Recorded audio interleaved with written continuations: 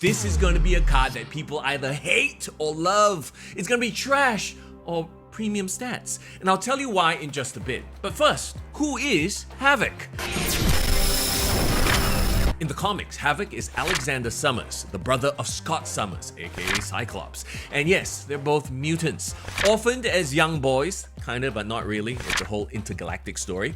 Alex and Scott were placed in an orphanage and subjected to tests and experiments by a certain evil geneticist we would later know as Mr. Sinister. Sinister believed that Scott was the Summers brother with the most potential, so he separated the two in order to keep Scott emotionally vulnerable. And that's why Alex had no contact with Scott for many years, not knowing that Scott eventually grew up to become the leader of the X-Men. They did finally have their reunion, not before a lot of drama, of course. Havok is an alpha level mutant with the power to absorb ambient cosmic energy, process it, and fire it from his body as destructive plasma blasts. He's been in several teams, including the X-Men, X-Factor, Avengers, and is a longtime love interest of Polaris. In Marvel Snap, Havok is a 2-energy, 0-power card with the ability, after each turn, you lose 1 max energy and this gains +4 power. Okay, lots to unpack here. First of all, whatever turn you play Havok on, you will have that amount of energy to play with for the rest of the game. So if you play him on turn 2, for turns 3, 4, 5, and 6, you'll only have 2 energy to play.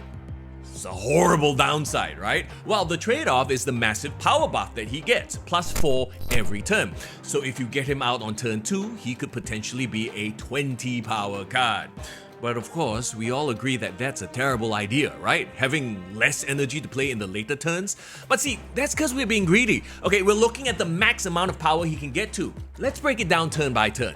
This is how much Havok is gonna cost in terms of energy in a regular 6-turn game. Yeah, I went full nerd here, did a spreadsheet and all that. So honestly, playing Havok on turn 2 is actually the worst possible value you can get.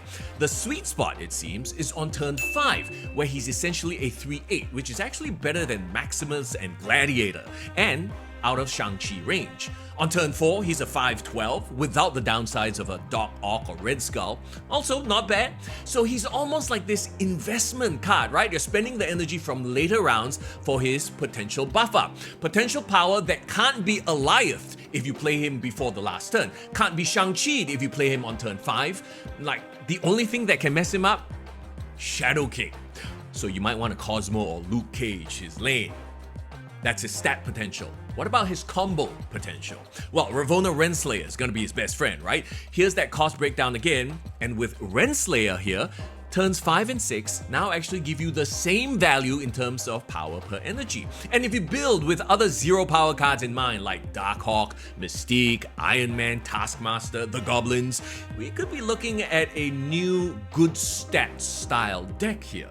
Also, Havok starts at 0 power, and that's got Mr. Negative written all over it, right? Here's the thing though, it'll suffer the same issues as any negative deck, i.e. if you don't draw Mr. Negative, it's gonna suck. But if you do draw Negative and play him, suddenly you don't have to worry about not having energy in the later rounds, because guess what? All your other cards have their values flipped now. And then there's the toxic style of play where you Viper Havok over and essentially energy starve your opponent.